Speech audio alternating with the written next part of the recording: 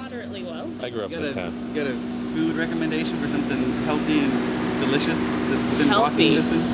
I mean, not like pizza or deep fried shit. Like, do you like falafel? Not that place. Sure. You like falafel? Mamoon's on House Street. You can do the interview at Mamoon's if you want. Yeah, it's not too far. I mean, I'm not really hungry, but I'll sit down. Hanging out in each other's rooms, Yep. you know? Sometimes you just get conditioned to be like a pack. Fun when we get home from tour. It's just like you get home and you sit down. And just like, oh god, I'm bored. I wonder what everyone else is doing. You wind up hanging out with the same freaking 12 people that you do every day of the year. You don't get sick of each other at all. Yeah, of course. Yeah, but I mean, like it's all like little things here and there, you know. Like I was sick of Davey this morning, but now I'm glad to see you. Yeah, I'm glad to see you too. Aw, so much love for here. It's beautiful. So how was Music Hall Williamsburg? I know you had 3 days? Yeah, 3 days there. It was great. It was a good time.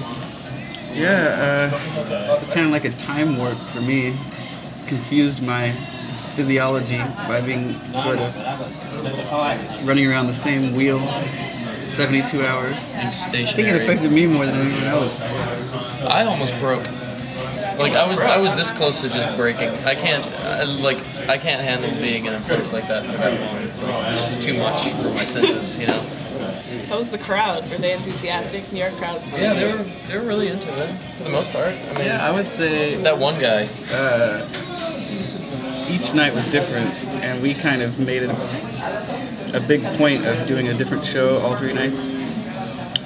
With completely different songs, not just the song order, but totally unique, different sets and different costumes, different video, different little performance Song arrangements. scenes and all that. Yeah, and sometimes we would do a song that is ordinarily done with the backing track computer stuff, and we would switch it and just do it with live drums.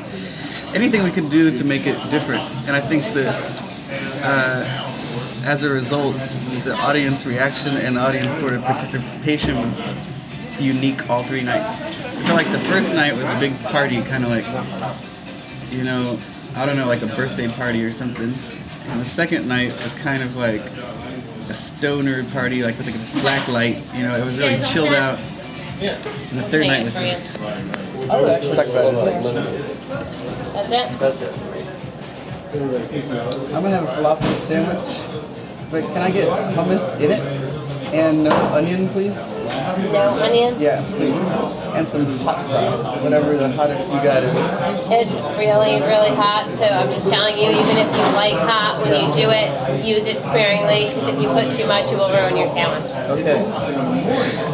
I've had people come back in tears. And can I get a Coke also? So, sorry, you were saying? I mean, I might have a different take on it, but to me it felt like a really big happy show, and kind of like a chilled out, a little bit more electro kind of show, like not as much as a rock show.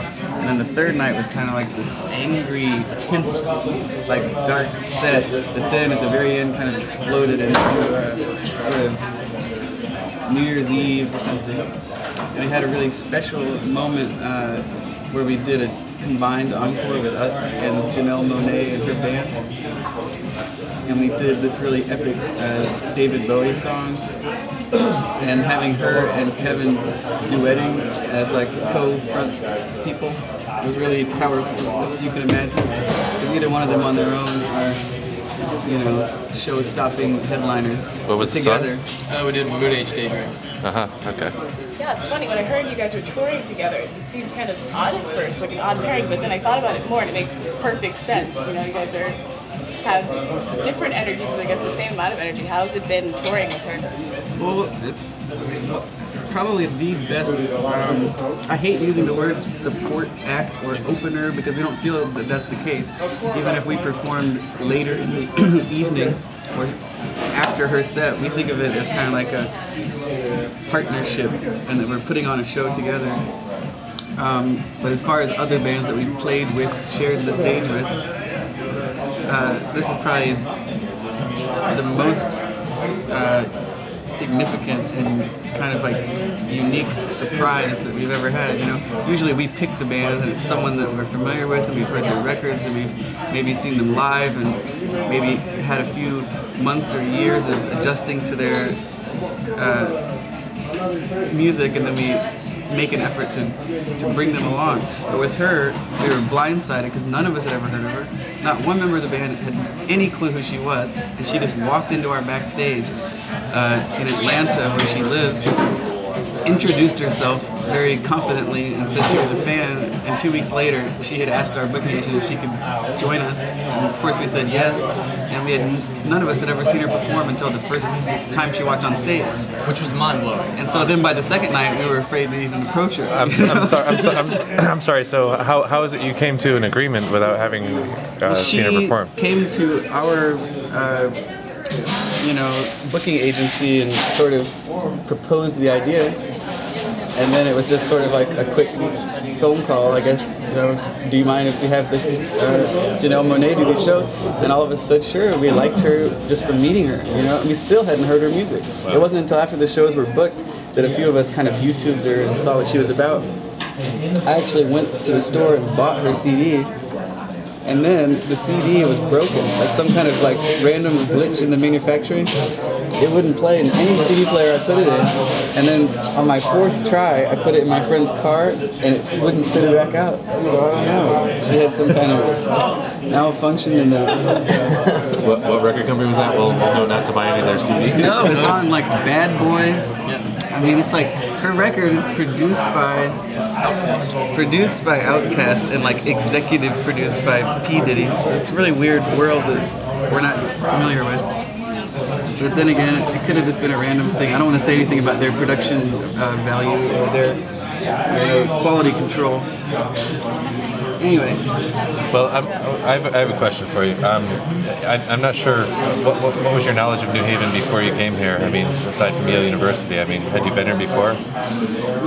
I've probably been here about half a dozen times. I've actually never set foot in Connecticut before today. I know that there's a sort of, in my world, legendary studio here. It's not really in New Haven. Oh no, I guess that's Hartford. How far away is that? Half an hour, maybe? What's it called? 9 something? Who's the guy who produced the release? Oh man, he's one of my heroes, and now in the moment we'll get back to I've lost his name. Well, if you think of it, talk it up because I'm curious. Studio here that I've always wanted to record. It has the word 9 in it? Yeah. No, it's something. There's Firehouse 19. No, it's not. It'll come to me later. That's in New Haven. Anyway, every time we come, it's just like the club. You know what I mean? So I don't have any like. I understand.